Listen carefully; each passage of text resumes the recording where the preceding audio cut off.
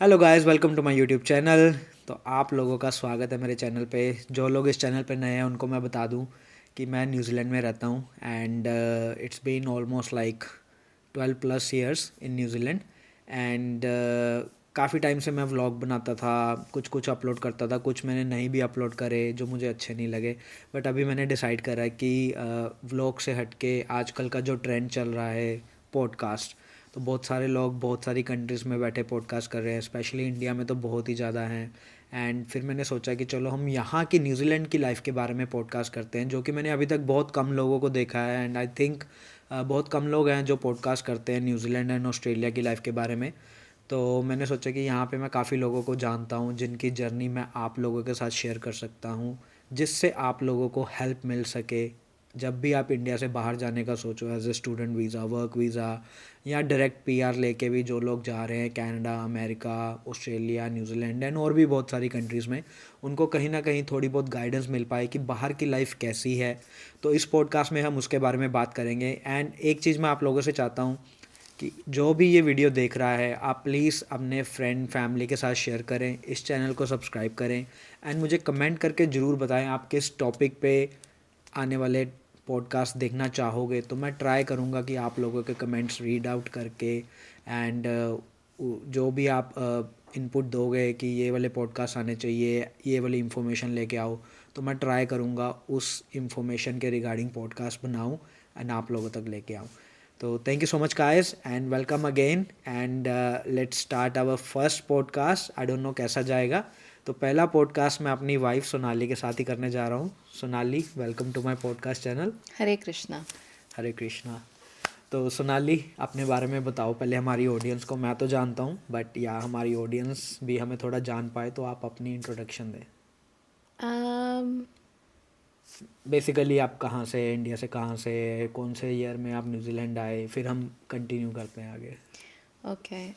तो मैं इंडिया में पंजाब जलंधर से हूँ। बट मैं न्यूज़ीलैंड आई थी 2015 में अपनी +1 +2 कंप्लीट करके। मैं न्यूज़ीलैंड आई थी बैचलर्स करने के लिए।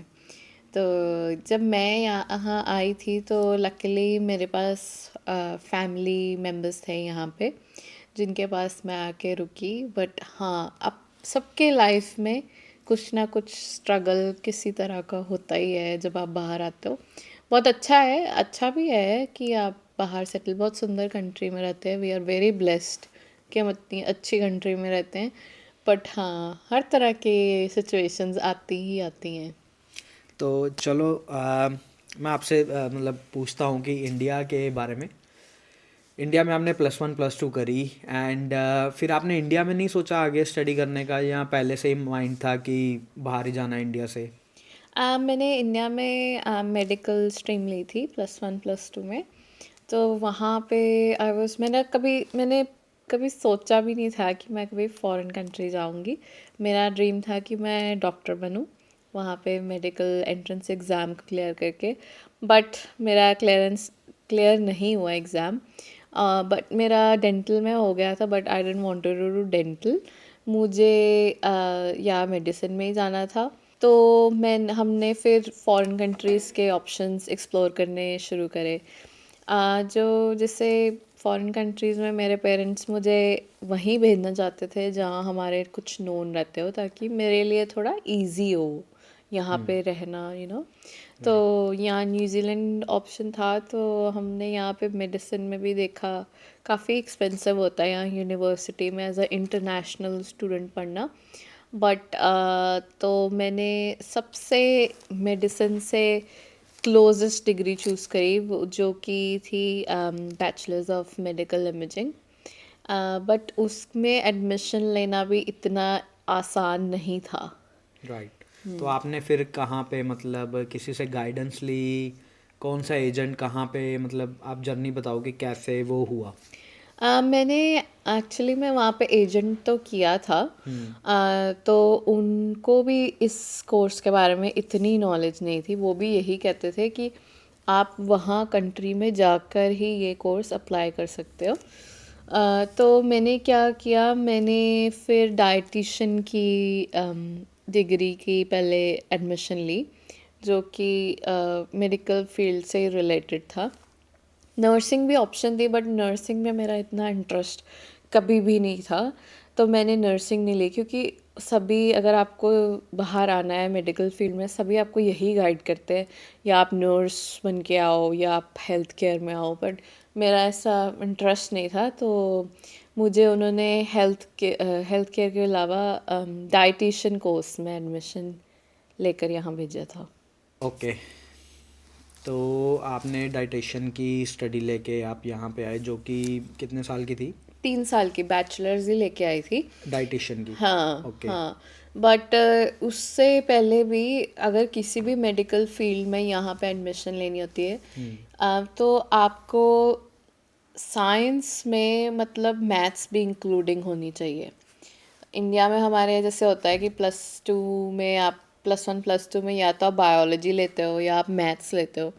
फॉरेन कंट्रीज़ में ऐसा होता है कि आपको बेसिक मैथ्स भी आनी चाहिए, क्योंकि वो मेरे +2 के सर्टिफिकेट पे कहीं मैथ्स का मेंशन नहीं था, तो मुझे एक 6 मंथ्स का एक सर्टिफिकेट करना पड़ा था। प्री हेल्थ सर्टिफिकेट कहते हैं उसे, जो कि उनको प्रूव करता है कि मैंने मैथ्स भी पढ़ी हुई है। राइट। तो हाँ, मैं जब यहाँ आई तो मैंने पहले प्री हेल्थ का कोर्स किया, जिसमें उन्होंने मुझे एडिशन सब्ट्रैक्शन सब कुछ फिर से सिखाया। बेसिक से फिर से सिखाया हाँ आपको। हाँ। राइट, और कैसा लगा आपको वो सीख के? फ़नी था बहुत ज़्यादा, क्योंकि मैंने काफ़ी, जब आप मेडिकल की ट्रेन वो करते हो, तैयारी करते हो, तो आप बहुत सारे ट्रिग्नोमेट्री ये सब सीखते ही हो। तो वैसे भी इंडिया में हम सीखते ही हैं सभी। हाँ, बचपन से हमारे हाँ तो हर तो क्लास में मैथ्स तो हाँ होती है, बट होती है। जस्ट एक प्रूफ नहीं था उनके पास, तो सो करना यू हैव पड़ा। To do that again. हाँ। ओके, तो आप न्यूजीलैंड आए जनवरी 2015 में, या। राइट? हम्म। एंड क्या डिफरेंस लगा पहला, मतलब आपकी वो प्लेन की जर्नी, घर वालों को छोड़ के आना, एंड इवन दो आपके यहाँ पे जान पहचान के थे यहाँ पे लोग, हाँ। बट फिर भी एक एक्सपीरियंस वो कैसा रहा वो um, हमारे, क्योंकि मेन इस पॉडकास्ट का रीज़न ही ये है कि हम वो इमोशंस और वो स्ट्रगल जो एक रहा है एक्सपीरियंस के साथ, वो हम लोगों तक पहुंचा पाएँ। तो हाँ, आप वो एक इमोशन और एक एक्सपीरियंस मेरे को बताएं। मेरे को वो मेरी फर्स्ट फ्लाइट थी, तो एक्साइटेड तो बहुत थी मैं कि हाँ, बहुत सारा सामान भी बहुत सारा था। और ऑफ कोर्स अच्छा नहीं लगता है, क्योंकि फैमिली, पेरेंट्स तो पेरेंट्स ही होते हैं, और कभी उससे पहले मैं कभी दूर नहीं रही कभी भी। तो फर्स्ट टाइम जब, और 18 ईयर्स में आप बाहर जा रहे हो, और एकदम से सडनली आप सारे आपके पेरेंट्स के फिल्टर से आप बाहर जा रहे हो, तो अजीब तो लगता ही है। और सडनली आपको एयरपोर्ट पे अंदर जाके एडल्ट फील होता है कि आप अपनी हर चीज़ के खुद जिम्मेदार हो। तो हाँ, बहुत ही स्ट्रेंज लग रहा था कि हाँ, मम्मी पापा साथ में होते हैं तो रिलैक्स रहता है, बट उस टाइम होता है कि हाँ, आपको ही सब देखना है। उसके बाद प्लेन में गई। प्लेन में जो कैरी ऑन लगेज होता है वो ऊपर फ्लाइट में रखना होता है। मैं तो कभी कुछ उठाया ही नहीं था इतना, वो भी मुझे 7 kgs में इतना हैवी लग रहा था, और कोई आपकी हेल्प नहीं करता। मेरी किसी ने हेल्प नहीं करी एक्चुअली। फिर सडनली पता नहीं किसी ने पीछे से धक्का मारा और सामान के ऊपर कर, और मैं बैठ गई। और प्लेन एक्सपीरियंस अच्छा था, बट हाँ, आपको एकदम से फील होने लग जाता कि यार क्या हो रहा है, कैसे हो रहा है, एकदम से आपके आसपास लोग बदल जाते हैं, आपकी दुनिया बदल जाती है। तो हाँ। तो जैसे आपने कहा कि फर्स्ट टाइम आपकी फ़्लाइट थी, एंड मुझे भी याद आया कुछ कि मेरी भी फ़र्स्ट फ़्लाइट थी, एंड बहुत सारी इंस्ट्रक्शंस आपको मिलती है कि फ़्लाइट में कैसे जाना है। इट्स नॉट लाइक अ बस या ट्रेन में जाना है, क्योंकि हमने सफ़र किया होता है तो पहले पता होता है। प्लेन का सफ़र उस टाइम मतलब हमारे लिए तो ऐसे ही था कि यार कोई कोई करता है ना, we are like a middle class family जहाँ से हम आते हैं, और इतना एक्सपेंसिव होता है प्लेन का सफ़र करना। तो वो भी फर्स्ट टाइम करना, तो या उसके बाद तो पता चल ही जाता है कैसे आपको चीज़ें करनी है। And so did you get any more instructions from your मम और डैड कि बेटा ध्यान रखना, सामान का ध्यान रखना, चीज़ें भूल मत जाना, लाइक अपना पासपोर्ट, हाँ, ये फ़ोन, तो होता ही है कि ये नॉर्मल। पासपोर्ट, उनका मेन कंसर्न ये था कि जब तू सिंगापुर पहुंच जाएगी तो वहाँ जाके फ़ोन वाईफ़ाई कनेक्ट करके हमें बता देना कि वो कोई भी प्रॉब्लम हो हमें बता देना। बट मेरे साथ ऐसा हुआ, मैं जो सैमसंग का फ़ोन चलाती थी वो मॉडल वाईफ़ाई से सिंगापुर एयरपोर्ट पे कनेक्ट ही नहीं होता था। राइट। तो तो मैं अपने पेरेंट्स से कांटेक्ट ही नहीं कर पाई, प्लस मेरा इतना स्टे भी नहीं था, आई थिंक 3 आवर्स का स्टे था, बट न्यू थी, टर्मिनल चेंज करना था, उसी या में ही समय निकल गया। और फिर मैंने कहीं पढ़ा कि अरे ये मेरा मॉडल तो फ़ोन का मॉडल कनेक्ट ही नहीं होगा, तो मेरी बात ही नहीं हुई मेरे पेरेंट्स से। मेरे पेरेंट्स एक्चुअली स्ट्रेस थे, तो पर जैसे ही क्राइस्ट चर्च पहुंची फिर उनसे बात कर ली थी, और फिर मैंने बताया कि मेरा फ़ोन ही नहीं कनेक्ट हुआ वहाँ पे। राइट। तो हाँ, कैसी फीलिंग थी यहाँ पे न्यूजीलैंड में लैंड होते ही? पहले ऊपर से ही जब देखते हैं ना तो ऐसा है, मैं क्राइस्टचर्च आई थी तो ऐसे हरियाली हरियाली, खेत ही खेत, खेत ही खेत, और ऐसे लग रहा था कि ये शहर कब आएगा, शहर आ ही नहीं रहा था। क्योंकि एक्चुअली जो क्राइस्टचर्च जब मैं आई थी 2015 में, उससे पहले क्राइस्टचर्च में 2011-12 में अर्थक्वेक्स आए थे, तो वो काफ़ी फ्लैट ही था शहर, मतलब काफ़ी डिस्ट्रॉय हो चुका था। तो इसीलिए जब मैं आई तो मुझे बहुत अजीब लगा कि बिल्कुल all he, of sudden India हाँ, से बाहर इंडिया से की। आप आओ भीड़ से और यहाँ पे बिल्कुल फ्लैट ऐसे। खैर अब तो बहुत चेंज आ गई है हाँ आज, तो तो फिर से रिकंस्ट्रक्ट हो गया पूरा शहर, बट हाँ उस समय ऐसे था। और फिर बाहर आई तो बहुत शांति, ऐसे लग रहा था मेरे कान बंद हो गए हैं, कि मेरे कानों में प्रॉब्लम है कि कोई यहाँ हॉर्न नहीं बजाता, कोई यहाँ पे ट्रैफिक नहीं है, इतनी शांति कि 2 दिन मुझे समझ नहीं आया मेरे कानों को क्या हो रहा है। मैं राइट। इतना ज़्यादा थक गई थी शायद, या पता नहीं क्या था। हाँ। राइट। एंड अब आप ये बताओ मुझे कि आप कॉलेज गए, आपका फर्स्ट डे कॉलेज कैसा रहा? आपने जो जो चीज़ें यहाँ पे फर्स्ट टाइम करी, लाइक आपका कॉलेज, फिर खुद जाना, पब्लिक ट्रांसपोर्ट यूज़ किया, कैसा एक्सपीरियंस रहा आपका पब्लिक ट्रांसपोर्ट का? एंड क्या क्या चीज़ें मतलब आपने करी, एंड जो हमारे व्यूअर्स भी देख रहे हैं उनको भी थोड़ा सा एक गाइडेंस मिल पाए कि किन किन चीज़ों का ध्यान रखना है, कुछ आप बताना चाहें? कॉलेज, जब जब फाइनली जब कॉलेज शुरू होता है उससे वो आई थिंक 2-3 दिन पहले कॉलेज वाले आपको बुलाते हैं, और एज अ ओरिएंटेशन डे कि आप आइए, आप अपने कॉलेज को देखें, लाइब्रेरी कहाँ है, आपकी क्लासेस कहाँ हैं, आपके टीचर्स कौन होंगे, आपको क्या क्या कि सब्जेक्ट पढ़ने जस्ट हैं। गेट फेमिलियर विद योर, हाँ, कहाँ पे आप पढ़ने जा रहे हो, तो हाँ, आपको नॉलेज होनी चाहिए वहाँ की। हाँ, तो उस राइट। समय मैंने वो करा, तो जब मैं अपने डाइटिशियन के कोर्स में भी वहीं उसी टाइम ही, क्योंकि वो बिठा रहे थे, आपको प्री हेल्थ का कोर्स के बच्चे दिख रहे थे और डाइटिशियन कितने लोग कर रहे हैं वो भी दिख रहा था, तो मेरे साथ आई थिंक सिर्फ 5 ही लोग डाइटिशियन का कोर्स कर रहे थे। राइट, पूरी क्लास में मतलब पूरे 5 उस मतलब बैच में? उस बैच में आई थिंक 100+ बच्चा होंगे प्री हेल्थ सर्टिफिकेट में, उसमें 5 जने डाइटिशियन का कोर्स कर रहे थे, बाकी कोई नर्सिंग कर रहा था या कोई मेडिकल इमेजिंग कर रहा था, और भी होते हैं माइक्रोबायोलॉजी के कोर्स होते हैं, साइंस, बैचलर्स ऑफ साइंस होती है, वो सब कर रहे थे, बट डाइटिशियन में 5 ही। तो मैं एकदम से शॉक हो गई कि मैंने गलत कोर्स सिलेक्ट कर लिया है, कि कोई भी नहीं करा, 5 लोग तो बहुत कम होते हैं। वैसे भी यहाँ फॉरेन कंट्रीज़ में क्लासेस में बच्चे होते हैं 20-30, इससे ज़्यादा नहीं होते बैच में? हैं। हाँ, तो 5 बच्चे, तो मुझे एकदम से डाउट हुआ कि may be this is not the right course, कि यहाँ पे न्यूजीलैंड में उसकी डिमांड? डिमांड नहीं है। तो फिर मैंने अपने मम्मी पापा से बात करी कि ऐसे ये सच में इस कोर्स में इतनी डिमांड नहीं है। मैंने गूगल करा कि यहाँ पे जॉब्स हैं डाइटिशियन की, तो यहाँ आप as a private dietitian practice नहीं कर सकते हैं, आपको किसी हॉस्पिटल में एज अ डाइटिशियन काम करना पड़ता है, और उसकी इतनी मतलब जॉब्स नहीं है, क्योंकि यहाँ के लोकल्स भी वो काम करते हैं। राइट। तो मुझे कोई ऐसा भी कोर्स करना था जिसमें आपको आगे जाके जॉब मिल जाए और आपकी पीआर हो जाए। तो इसीलिए देन आई डिसाइडेड अपने पेरेंट्स के साथ कि मैं मेडिकल इमेजिंग ही करूँगी, वैसे भी हमें इंडिया से वो कोर्स पसंद था। राइट। तो फिर मैंने आप अच्छा एज अ इंटरनेशनल स्टूडेंट आप सबके लिए वो एक इंटरनेशनल डिपार्टमेंट होता है कॉलेज में, वहाँ पे वो आपकी हर तरह की हेल्प करते हैं। जैसे आपको अगर वीज़ा चेंज करवाना है, वीज़ा एक्सटेंड करवाना है, या फिर आपको कोई डॉक्यूमेंट्स चाहिए, जैसे आपको बैंक अकाउंट खुलवाने के लिए भी आपको address call proof. Address proof college ही देता है। तो वो एक इंटरनेशनल डिपार्टमेंट होता है जहाँ पे आपको जाकर, मैंने भी यही किया, मैं उनके पास गई और मैंने बोला कि मुझे डाइटिशियन का कोर्स नहीं करना है, मुझे मेडिकल इमेजिंग करना है। तो फिर वो ही सब गाइड करते हैं कि उन्होंने कहा ठीक है, उसका इनटेक साल में एक ही बार होता है, तो आपको नेक्स्ट जनवरी वो मिलेगा।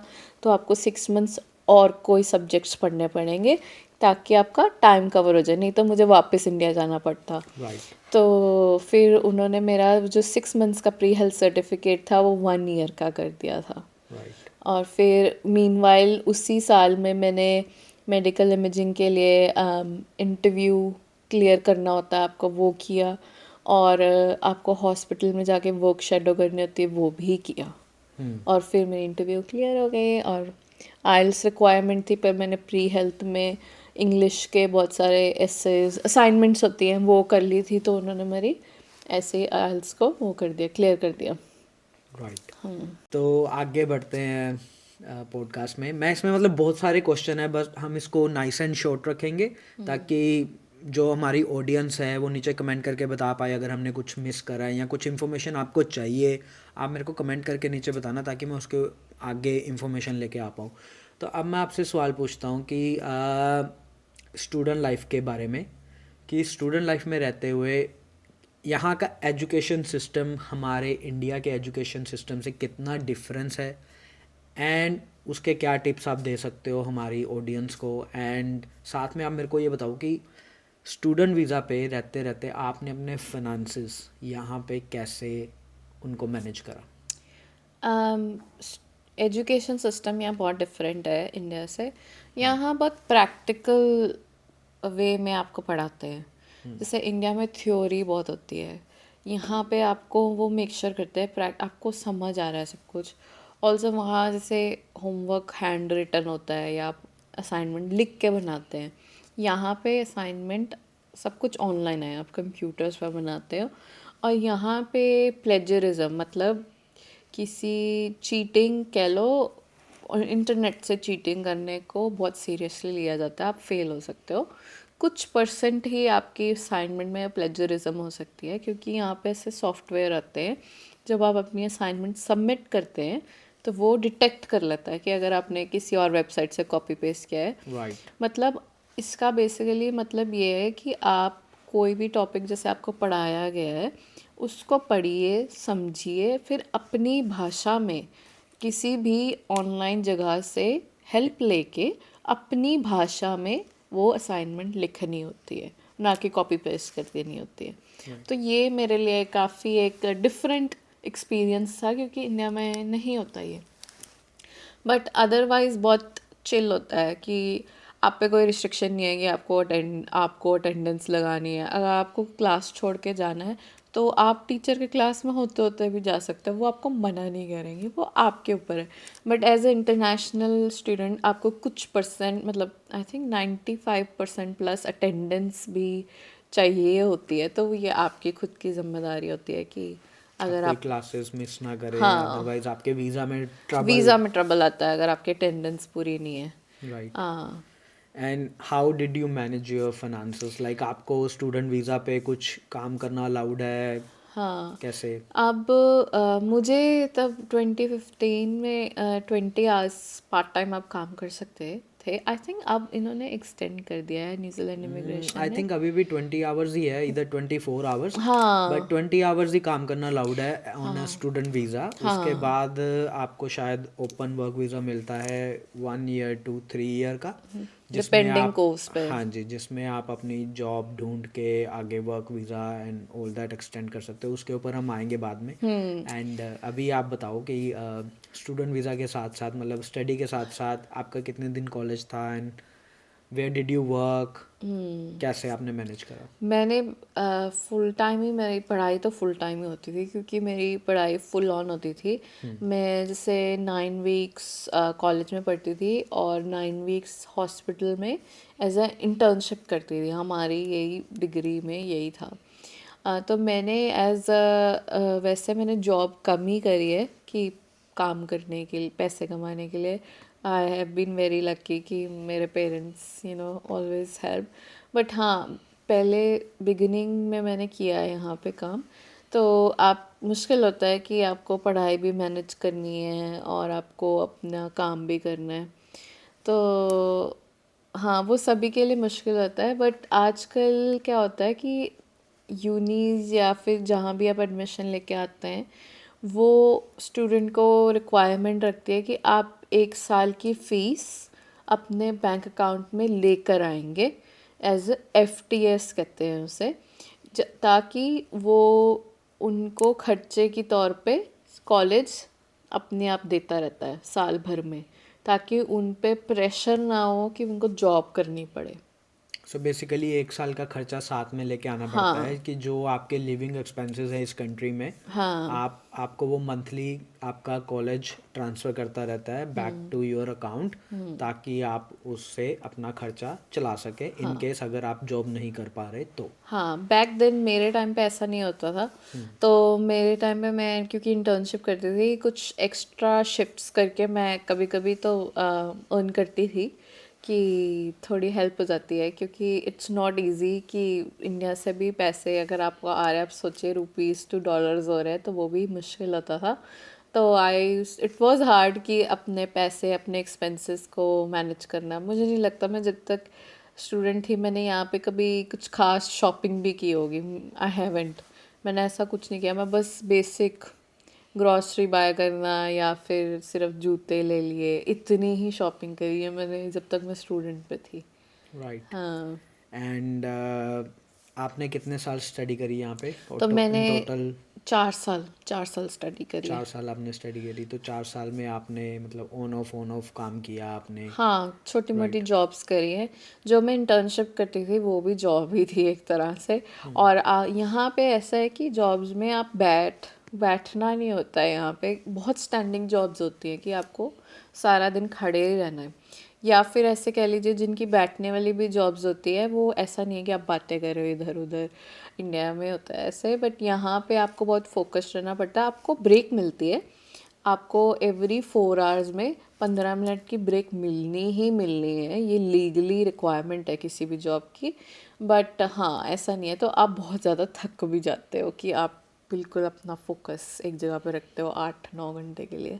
राइट। हाँ, तो मैं अपनी ऑडियंस को यहाँ पे बता दूँ कि I think New Zealand, Australia, Canada, ये 4 कंट्रीज़ जो हैं, USA, कनाडा, ऑस्ट्रेलिया, न्यूजीलैंड, ये 4 कंट्रीज़ में ऑलमोस्ट ऑलमोस्ट सेम है। यहाँ पे मिनिमम वेज होती है, विच मीन्स कि अगर आप कोई भी फील्ड में काम कर रहे हो, आपको एक मिनिमम पर आवर जो आपको है वो आपको मिलना ही मिलना है, वो आपका राइट है।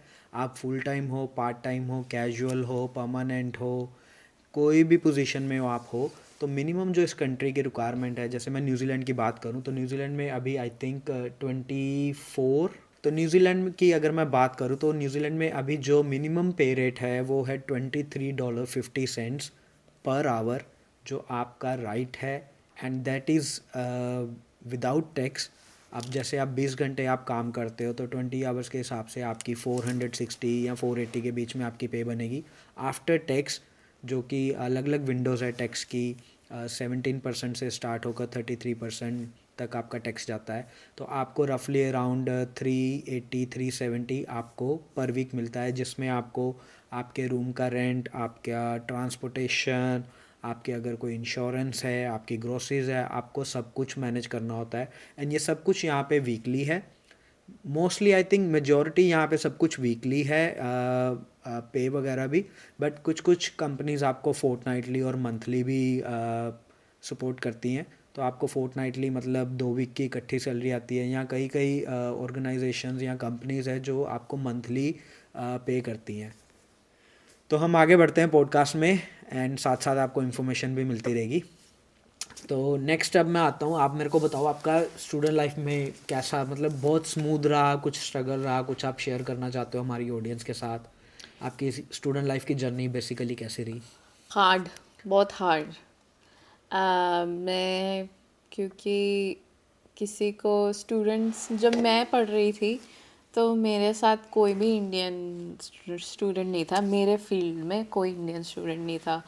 तो एक तो वही बहुत चेंज, फिर बिल्कुल पढ़ाई का सिस्टम ही अलग, और फिर 9 हफ्ते एक शहर में रहना, 9 हफ्ते दूसरे शहर में रहना, कहाँ रहना है, कैसे रहना है, वो सब मैनेज करके फिर आपको हॉस्पिटल में इंटर्नशिप करना। और इंटर्नशिप इतनी आसान नहीं थी जिस हॉस्पिटल में मैंने काम किया, काफ़ी बड़ा हॉस्पिटल था, बट हाँ जी, जान लगा के काम करना पड़ा, बहुत स्ट्रगल किया है वहाँ पे। आप हॉस्पिटल में, कभी कभी मैंने हॉस्पिटल इंडिया में देखा भी नहीं, तो आप अजी ऐसे अलग अलग केस देखते हो, वो भी आप पे एक इमोशनल स्ट्रेस डालता है। प्लस आपके ट्यूटर्स कैसे होते हैं, अच्छे बुरे, मैंने बहुत गुरु से बुलिंग लिया है, बहुत स्ट्रगल देखे हैं।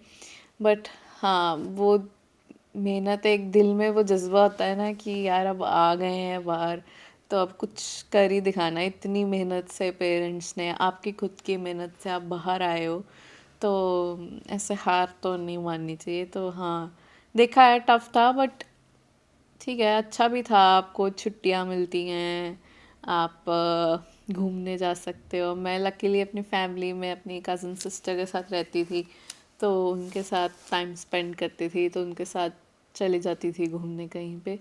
तो मिक्स था, बट हाँ, स्टूडेंट लाइफ थोड़ी मुश्किल थी मेरे लिए। कईयों के लिए बहुत ठीक भी होती है, क्योंकि सिर्फ आप पढ़ाई कर रहे हो, आप 20 आवर्स काम कर रहे हो, financially may be not great, but हाँ, रिलैक्स्ड होती है। तो चलो सोनाली, आपने बताया स्टूडेंट लाइफ के बारे में। अब मैं मतलब पॉइंट टू पॉइंट इसको रखते हैं पॉडकास्ट को, ताकि एक कंक्लूजन पे भी हम पहुंच पाए कि इंडिया से आने के बाद कैसे आपने इतने टाइम 2015 से 2025 10 साल में आपने कैसा सफ़र आपका रहा है। तो स्टूडेंट के स्टडी पूरी होने के बाद आप मेरे को ये बताओ कि हेल्थ केयर में यहाँ पे जॉब्स कैसी हैं, मतलब बहुत इजी रहा आपको फाइंड आउट करना जॉब, या बहुत मुश्किल था जॉब्स लेना, फिर आगे वर्क वीज़ा कैसे मिलते हैं, उसके बारे में आप मेरे को बताओ। मेरे लिए मेरे प्रोफेशन में ऑलवेज शॉर्ट स्टाफ रहता है, तो मुझे जॉब मिलने में इतनी मुश्किल नहीं हुई थी। मतलब मैंने 2-3 जगह अप्लाई किया था, मुझे सभी जगह जॉब मिल गई थी। और आई थिंक हेल्थ केयर में ऐसा ही है, यहाँ पे आप as a health care worker काम करो या नर्सिंग में काम करो। हालांकि आजकल वो कह रहे हैं कि थोड़े नर्सिंग में कुछ कुछ शहरों में थोड़ा मुश्किल है काम मिलना, जैसे क्राइस्टचर्च में इस टाइम पे नर्सिंग में जॉब मिलनी भी मुश्किल है। बट अगर आप उस टाइम मैं ऑकलैंड में थी, और ऑकलैंड में तो बहुत आसान है हेल्थ केयर के किसी भी फील्ड में, हमेशा न्यूजीलैंड में शॉर्टेज रहती है, और अच्छा अच्छा पे रेट भी होता है। तो या मेरे को तो ठीक ही था, मेरे को 3 इयर्स का ओपन वर्क वीज़ा मिला था, क्योंकि मैंने वो बैचलर्स की थी। आई थिंक अभी भी ऐसा ही है कि आप बैचलर्स करते हो तो आपको 3 इयर्स का ओपन वर्क वीज़ा मिलता है। इमिग्रेशन बट रूल बदलती रहती है, कभी 1 ईयर वर्क वीज़ा, क्योंकि आपके पास 1 year post study work visa था। हाँ जी। हाँ, तो मेरे पास 3 इयर्स था। तो मैंने 3 साल काम किया, फिर मुझे एट द एंड जब मैं रेजिडेंसी अप्लाई करने वाली थी, तो रेजिडेंसी बंद हो गई थी ड्यू टू कोविड। तो फिर मैंने कंपनी से, मैं जिस कंपनी के लिए काम करती थी उनसे वर्क वीज़ा लगवाया था।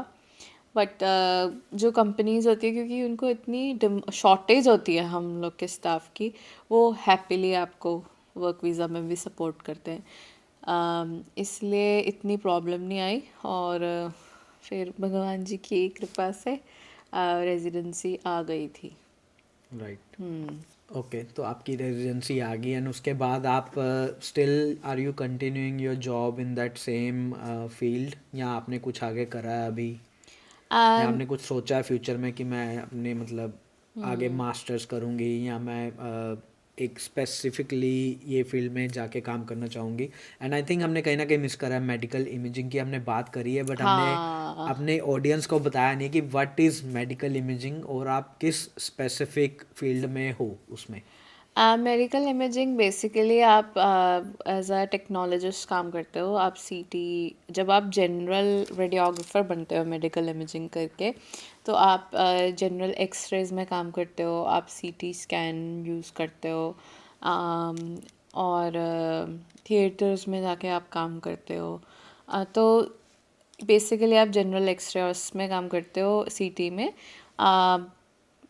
हॉस्पिटल में काम करते हो तो बहुत अलग अलग तरह के सिनेरियो आते हैं। प्राइवेट में काम करते हो थोड़े लिमिटेड, मतलब जो ए जैसे केसेस होंगे वो प्राइवेट में नहीं आते। तो वो किया मैंने, हॉस्पिटल में भी काम किया और प्राइवेट में भी काम किया। फिर उसके बाद मैंने अभी लास्ट ईयर पोस्ट ग्रेजुएशन करी है ममोग्राफी में। तो मैं ब्रेस्ट केयर में काम करती हूँ, मैं मैमोग्राम करती हूँ अभी। जो यहाँ न्यूजीलैंड में ब्रेस्ट स्क्रीनिंग प्रोग्राम होता है कि मतलब एवरी लेडी जो 45 इयर्स अबव होती है उनको मैमोग्राम करवाना चाहिए एवरी 2 इयर्स बाद। क्योंकि ब्रेस्ट कैंसर के चांसेस 45, वैसे तो 40 के बाद ही होते हैं, बट जितनी कम कंट्री फंडिंग होती है तो 45 के बाद चांसेस ब्रेस्ट कैंसर के बढ़ जाते हैं। तो स्क्रीनिंग करते हैं हम लोग कि उनका एवरी 2 ईयर चेकअप होता है कि कोई प्रॉब्लम तो नहीं है। ऑल्सो जिनको कोई सिम्टम होता है, ऑल्सो जो ऑलरेडी ये प्रोसीजर से जा रहे हैं, कीमो हो रही है, सब कुछ हो रहा है, तो हाँ मैं उस वार्ड में काम करती हूँ। काफ़ी इट्स नॉट इजी जॉब कि बहुत ही अलग अलग तरह के इमोशंस वाले लोगों के साथ काम करना पड़ता है। और mammogram is not very comfortable procedure. तो लोग खुश नहीं होते हैं आपको उनको साथ बात करनी, वो आपके साथ कभी गुस्से भी हो जाते हैं, तो आपको थोड़ा सोच समझ के काम करना पड़ता है। Very sensitive, you can say कि वेरी सेंसिटिव। बहुत सेंसिटिव वर्क है। हाँ एंड आई हाँ। थिंक इसकी काफ़ी अवेयरनेस बढ़ चुकी है आज के टाइम में बहुत सारी कंट्रीज़ में, I think including India as हाँ, well, but I think is it India में एक्सपेंसिव? इंडिया में इट अभी इज़ नॉट काफ़ी। Very expensive. इंडिया में इतनी अवेयरनेस तो नहीं है जितनी राइट। हम यहाँ न्यूजीलैंड में। आपको फंडेड है, मतलब आपको पे भी नहीं करना गवर्नमेंट है। फंडेड हाँ, है जी, गवर्नमेंट आप फंडेड है। आके बस टेस्ट करवाओ, आप चेक हाँ करवाओ हाँ। कि कहीं आपको कोई इंडिया में ऑफ कैंसर तो नहीं कोर्स है। पॉपुलेशन बहुत ज़्यादा है, वो भी एक है, राइट। और इतनी अवेयरनेस नहीं है। हम लोग अभी भी बहुत कल्चरली सेंसिटिव लोग हैं। इवन जो इतने इंडियंस रहते हैं यहाँ पे भी बहुत कम इंडियन लेडीज़ होती हैं जो मैमोग्राम के लिए आती हैं। यूरोपियन जो यहाँ के कीवी लोग हैं वो तो सब बहुत अपना ध्यान रखते हैं, बट हम लोग थोड़ा आई थिंक अभी भी शाय हैं इन चीज़ों से।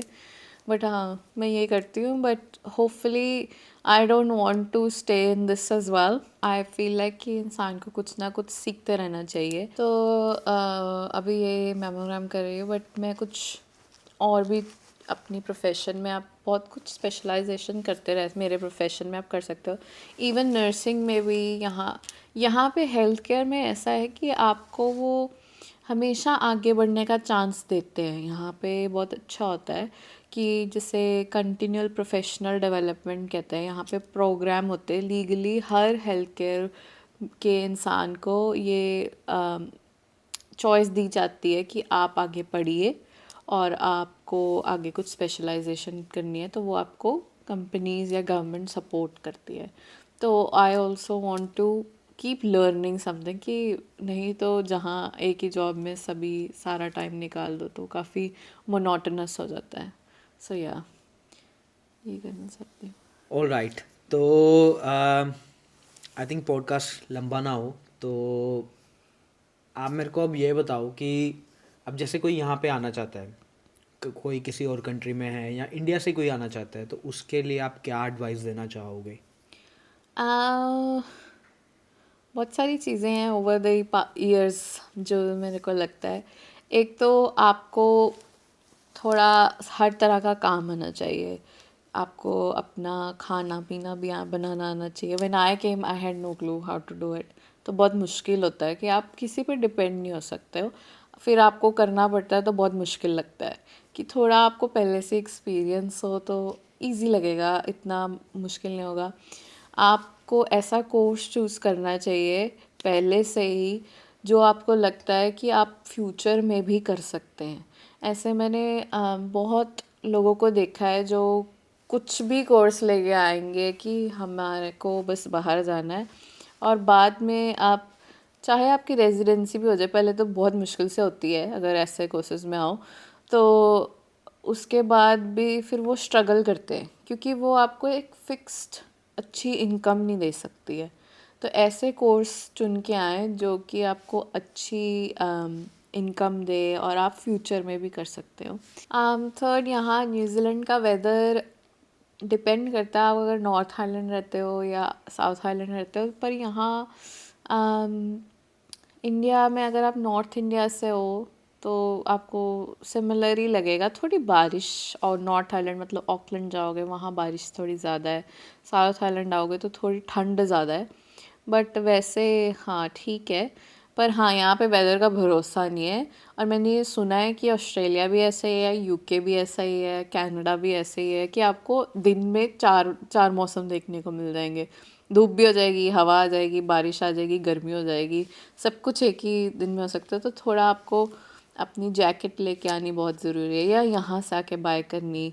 और यहाँ पे कम्फी शूज़ पहनने बहुत ज़रूरी हैं क्योंकि यहाँ आपको बहुत चलना पड़ता है और बहुत आपको खड़े रहना पड़ता है। इंडिया जैसे नहीं है कि आप सैंडल पहन के चले जाओ, वो नहीं या है। फॉर्मल शूज़ आपको मतलब स्पोर्ट शूज़ या अच्छे ब्रांड के शूज़ जो कि हाँ, कम्फी हो, हाँ, आपको प्रॉब्लम ना करें। अनलेस हाँ हाँ, आपके पास इवन दो चाहे गाड़ी भी आप ले लेते हो यहाँ पे, काम पे तो खड़ा ही होना तब पड़ता भी है। आपको, या बहुत सारी जॉब्स ऐसी है कि जहाँ पे आपको स्टैंडिंग हाँ, पोजीशन में रहना पड़ता है। हाँ, और एंड में आई थिंक बी ओपन, आपको कुछ भी सीखने को मिले आपको सीखना चाहिए। और आई थिंक ये जेनेरिक है, ये ज़रूरी नहीं है कि आप न्यूजीलैंड ही आ रहे हैं।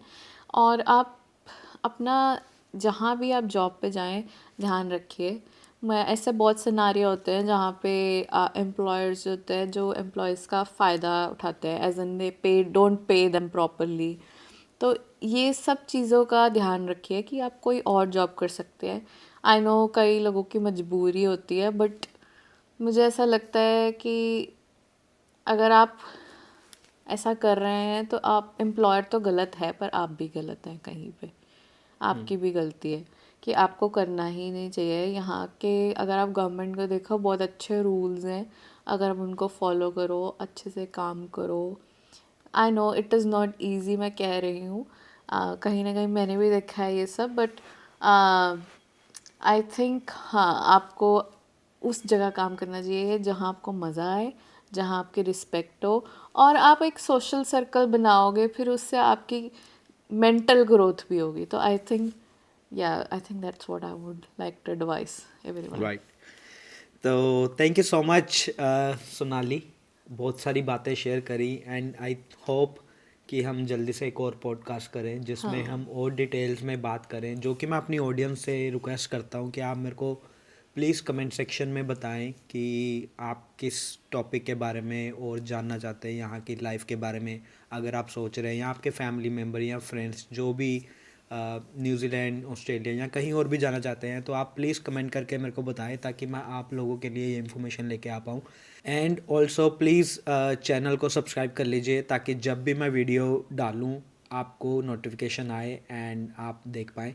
And thank you so much once again, and इसको हम यहीं पे एंड करते हैं। आई नो मैं बार बार वीडियो में बोल रहा हूँ कि पॉडकास्ट लंबा हो जाएगा, बट इट्स ऑल्सो मीन कि हम और ऐसे छोटे छोटे पॉडकास्ट, हाँ, अगर आपको या कोई और टॉपिक पे जिसमें हमसे, बहुत ज़्यादा से ज़्यादा वैल्यू एंड इंफॉर्मेशन शेयर कर पाऊँ मैं, वो हाँ, टॉपिक्स लेके आएंगे। एंड बहुत सारे मेरे फ्रेंड्स हैं यहाँ पे जिनको मैं रिक्वेस्ट करूँगा कि मेरे पॉडकास्ट चैनल पे आएँ और अपनी जर्नी, अपना एक्सपीरियंस शेयर करें, ताकि आप लोगों को एक मोटिवेशन और एक क्लियर, जिसको कहते हैं पिक्चर, आप लोगों को दिख पाए, एंड आप बहुत अच्छा डिसीजन बना पाएँ अपनी लाइफ को लेकर, एंड थोड़े से आप क्लियर हो जाएं। हमने बहुत सारी गलतियां करी हैं, आई थिंक मेरे टाइम पे ये अगर पॉडकास्ट होते तो मुझे शायद काफ़ी हद तक बहुत नॉलेज मिल जाती। आई नो जर्नी सबकी अपनी अपनी रहती है, स्ट्रगल सबका अपना अपना रहता है, बट फिर भी एक इन्फॉर्मेशन आपके पास हो तो उससे काफ़ी हेल्प हो जाती है आपको डिसीजन मेकिंग में कि यार मेरे को ये चीज़ करनी है, ये चीज़ नहीं करनी है, ये करना है, ये नहीं करना है। तो वो कहीं ना कहीं मिसिंग रहा है मेरी भी लाइफ में, but still life is going on and अच्छा है। एंड मैं अपनी जर्नी भी शेयर करूँगा बहुत जल्द। एंड तब तक के लिए आप अपना ध्यान रखें and I will see you guys in the next podcast. Thank you very much.